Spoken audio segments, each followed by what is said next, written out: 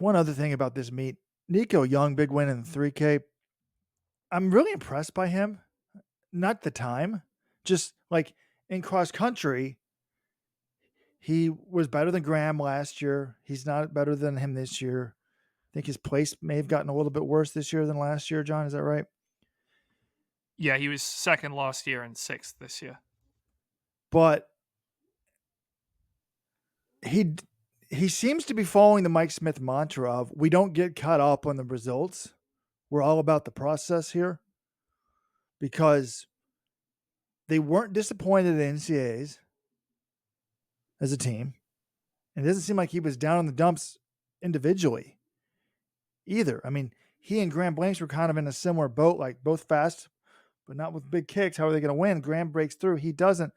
But then he goes to BU, wins this 3,000, and then he's like, I've just felt better. Like my legs are stronger. I have more in the tank. Like he knows that even though the cross country results from an outsider look worse than last year, that he's progressing as a runner. He can feel it in the training.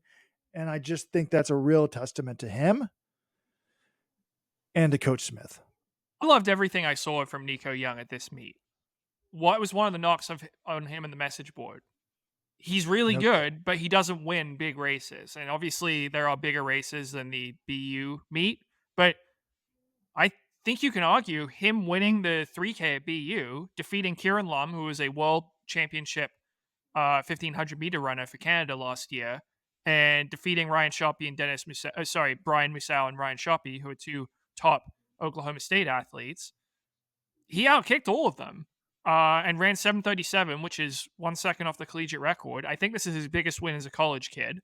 Two, what he said after the race, Robert, not only that he's in the position now where he feels like he's strong enough to be able to kick at his best on the last lap. Like he's one of those guys, hey, I don't have the top max speed, but if I'm at the bell and I'm not feeling tired or I'm feeling good enough, I can still get to very close to my max speed, which might be enough. Three, he revealed he was a little banged up last year, and I don't know if that goes back to indoor as well, or if it's just uh, outdoor track. But now he seems to be healthy, which is a good sign. And the other thing, we haven't even mentioned this, maybe the most impressive thing of the whole day. Did you see what he did after he ran this 7:37?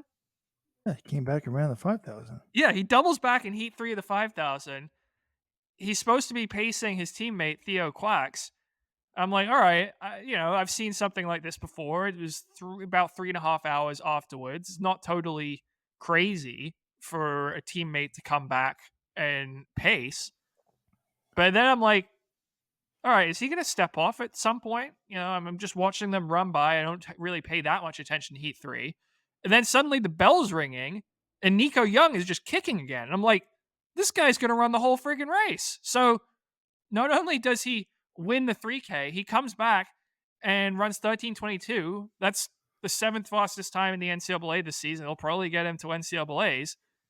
Just kind of screwing around afterwards. And I went up to them, the NAU guys afterwards. I'm like, was he supposed to run that whole thing? And Mike Smith's just like, well, I told him to basically go as long as he can, pacing Theo. And then I didn't realize he was going to stay in the whole race, but he felt good. That was like, damn impressive. That just shows you how strong the guy is right now. Has any collegian ever run 7:37 and 13:22 in the same day? Has anyone, period, ever done that? It's kind of wild to me. I'm not sure, but we need to get one other thing out here about BU before we get to Valencia. I mean, our international viewers are like, why are these people talking about? Well, I guess 1303 is pretty good indoors, but there were some other races at BU. I wonder how much money that the BU track and field program made. I was just going through race results weekly. It looked like there was close to they only list like the top 3,000, 5,000 miles. It was like close to 1,000 entries. Like when you run the 60 at this meet, do you have to also pay $100? Like they easily brought in over $100,000. Yeah, But it's crazy. Robert, I'm looking at the results.